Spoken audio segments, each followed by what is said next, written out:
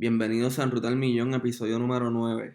En este episodio voy a estar hablando sobre los Bitcoin Basics y el valor que propone. Bueno, para los que no saben todavía, Bitcoin es la primera criptomoneda, la más conocida y la más grande en términos de market cap. Para simplificar un poco el término cripto, por lo general cripto se refiere al tipo de tecnología o código llamado criptografía. Pero para propósitos de entender de manera mucho más simple, pensemos en Bitcoin como una moneda digital. ¿Por qué se creó Bitcoin? ¿Por qué existe? ¿Por qué tiene valor? Bitcoin fue creado en el 2009 por una persona llamada Satoshi Nakamoto.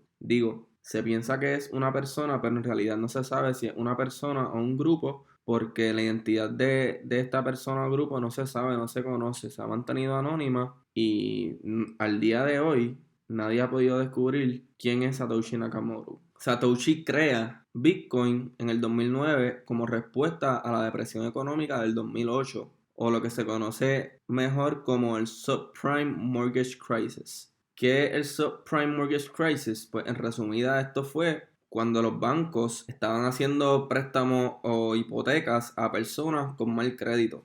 Y esto es verdad de una manera bien simple, bien simplificada, porque obviamente fue mucho más complicado que eso, pero lo que terminó pasando es que básicamente muchas de estas personas no pudieron cumplir con los pagos de esa hipoteca y eventualmente esto llevó a que los bancos cayeran en una crisis económica y esto impactó la economía completa, lo que fue la depresión del 2008. Básicamente los bancos centrales de Estados Unidos fueron los que causaron esta crisis y el gobierno decidió rescatar esos bancos al imprimir 700 billones de dólares.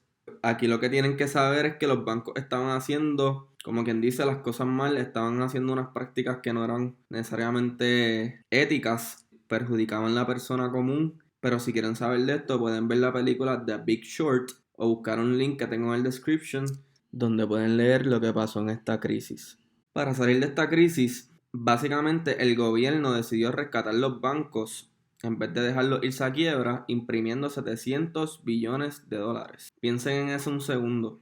Ellos imprimieron 700 billones de dólares simplemente para rescatar y para ayudar a los bancos. Esos 700 billones de dólares no existían y existieron en el momento en que los bancos estuvieron a punto de irse a quiebra. Y se preguntan, ¿qué tiene que ver esto con Bitcoin? ¿Por qué Satoshi crea Bitcoin como respuesta a esta crisis? Pues básicamente Satoshi se da cuenta que al dinero ser controlado por un gobierno central que manipula los mercados a su conveniencia, la persona común, o sea, tú y yo, somos los que terminamos afectados negativamente por la inflación. O sea, cuando se imprime dinero se añaden más dólares a circulación.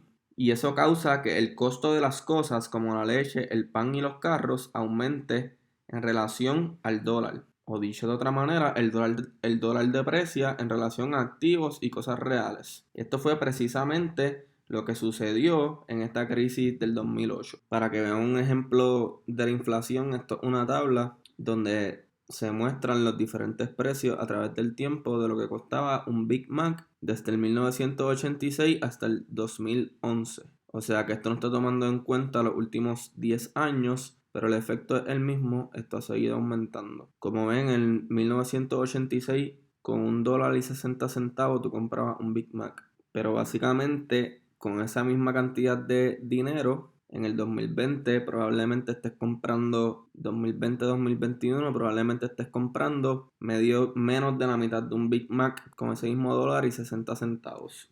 Así es como la inflación afecta nuestra capacidad de comprar y adquirir cosas. Por eso es que cuando un gobierno simplemente imprime 700 billones de dólares y los pone a circular, el precio de las cosas en relación al dólar va a aumentar. O sea que tú, si estás ganando la misma cantidad de dinero, vas a poder comprar menos. Entonces llegamos a Bitcoin. Bitcoin es una moneda totalmente descentralizada. ¿Qué quiere decir esto? Que no es controlada por ningún gobierno central o corporaciones. Como dice Matthew Kratter, que es un autor y un trader que les voy a enseñar luego, si el gobierno quisiera demandar a alguien, no tiene a quién demandar porque no hay una corporación detrás de Bitcoin ni un gobierno, sino que es una red global de miners y full nodes que validan la red. Y aquí pueden ver básicamente los 12.450 29 nodes que regulan y validan la red de Bitcoin. Está distribuida alrededor del mundo y eso sigue aumentando al pasar del tiempo. Al Bitcoin ser descentralizado, esto significa que ningún gobierno puede básicamente favorecer con política monetaria a ningún grupo,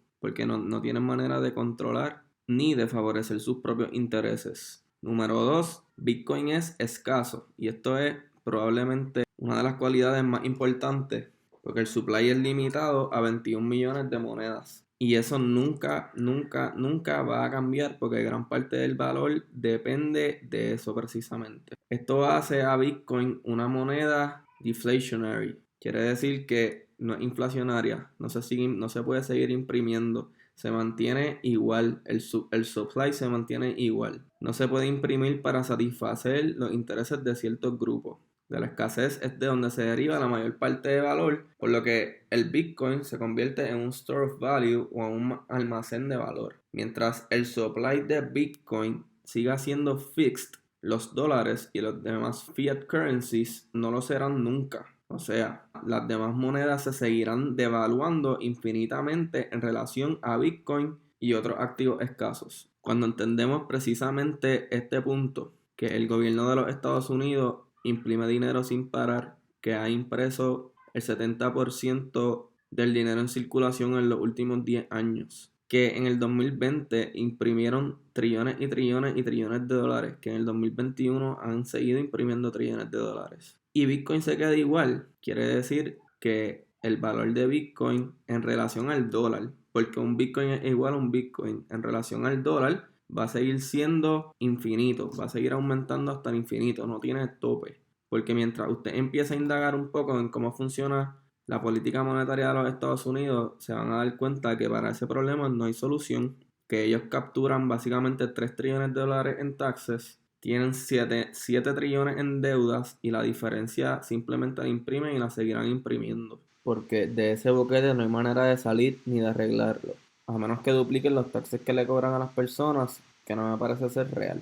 Número 3. El Bitcoin es fácilmente transferible. Se puede enviar dinero de PR a África en minutos sin la necesidad de un banco o un intermediario. Ahora mismo si tú quieres hacer un wire transfer, tienes que ir a un banco, tienes que pagar por esa transacción un costo súper alto y se tarda varios días en completarse la transacción porque el dinero se tiene que trasladar físicamente a África para completar el settlement. Con Bitcoin eso sucede en minutos sin la necesidad de un intermediario. Y número 4, posiblemente la parte más importante de Bitcoin está entre esta y el store of value, que es escaso, pues es la seguridad. Bitcoin utiliza un protocolo que se llama Proof of Work como mecanismo de seguridad y governance. Y es aquí donde está la magia de Bitcoin. Pero para entender por qué Bitcoin es seguro, primero hay que entender los incentivos del código. Número 1. Los miners corren los nódulos de Bitcoin donde validan y protegen la red. No todos los nódulos son miners, pero todos los miners corren nódulos. Aquí están viendo todos los nódulos de la red.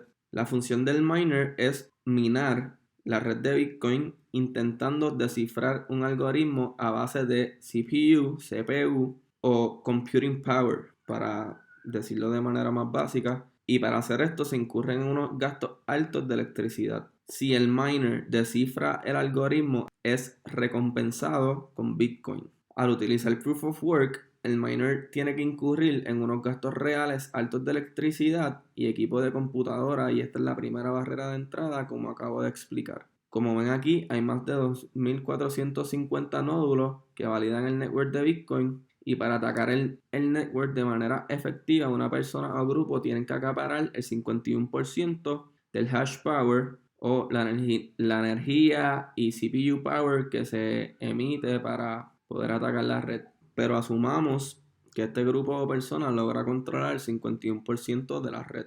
Si la persona es exitosa atacando la red de Bitcoin, básicamente devaluaría la moneda, so no podría convertir la moneda que robó o whatever en cash real, porque ya el network de Bitcoin no tendría el mismo valor, las monedas perderían valor, no lo haría costo efectivo para la inversión. O sea que no tiene sentido tú gastar 3 millones de dólares en maquinaria y electricidad para atacar una red que by the way son muchos más de millones los que tendrían que gastar para poder retirar 500,000. Esta red de incentivos de Bitcoin está construida de esta manera para que realmente no haga sentido atacar la red. Mientras que si tú haces esta inversión de, por ejemplo, $3 millones y controlas una cantidad de CPU power alta y tienes acceso a energía relativamente barata, puedes utilizar eso a tu favor para tratar de descifrar los algoritmos y ser recompensados con Bitcoin en el valor más alto posible. Estarías contribuyendo valor a la red y estarías básicamente contribuyendo al aumento de valor de Bitcoin. Los incentivos están para que los miners quieran proteger la red porque les conviene, porque mientras más las protejan, más dinero van a tener, más va a valer en la moneda que están minando. En más de una década de existencia de Bitcoin, nadie ha podido atacar la red exitosamente y cada día que pasa es más difícil porque hay más miners en el sistema, hay más CPU power, hay más hash power y la electricidad se va convirtiendo mucho más barata y fácil de conseguir. Si tú me preguntas a mí, yo pienso que poco a poco dejaremos de usar el US dollar como moneda de reserva y transicionaremos al Bitcoin Standard. Esto no es nada menos que un sistema monetario que corra a base de Bitcoin. Ya El Salvador convirtió Bitcoin en legal tender, o sea que ya es una moneda oficial de El Salvador. Y hay más países, sobre todo en Latinoamérica y en África, que posiblemente se estarán uniendo este año. Luego haré un video sobre esto, hablando un poquito más de lo que es el Bitcoin Standard y lo que propone, pero ya los primeros pasos se están dando. Yo pienso que es cuestión de tiempo. Y hasta aquí el episodio de hoy. Si quieren ver price targets de Bitcoin, pueden ver el episodio quizás un tiempito. Aquí les dejaré los links. Les recomiendo que se lean este libro de Matthew Crater. Solo cuesta $3 en versión Kindle. Es realmente el libro que yo recomiendo para una persona que quiera aprender sobre esto por primera vez. Porque Matthew Crater lo explica de una manera bien fácil de entender y bien lógica. Y el libro es súper corto. No se van a tardar más de 2 horas en leérselo. También les recomiendo que se lean el Bitcoin White Paper. Este es el white paper que publicó Satoshi en el 2009, donde propone Bitcoin por primera vez y según él, ¿verdad? ¿Cuáles son las propuestas de valor que trae Bitcoin? Y aquí esto es un poquito, no es imposible de entender, pero a veces puede ser un poco técnico. Por eso les recomiendo que se lean este libro primero y luego entonces léanse el Bitcoin White Paper, porque siempre es bueno tener esa perspectiva original de lo que Satoshi tenía en su mente cuando creó Bitcoin. Y hasta aquí el episodio de hoy de Bitcoin Basics. Yo en el futuro estaré trabajando más videos de Bitcoin, tratando de educar un poco y también del stock market en general. Si te gustó este video, comparte con un amigo o con una amiga, dale like, dale subscribe y nos vemos en el próximo episodio de En Ruta al Millón.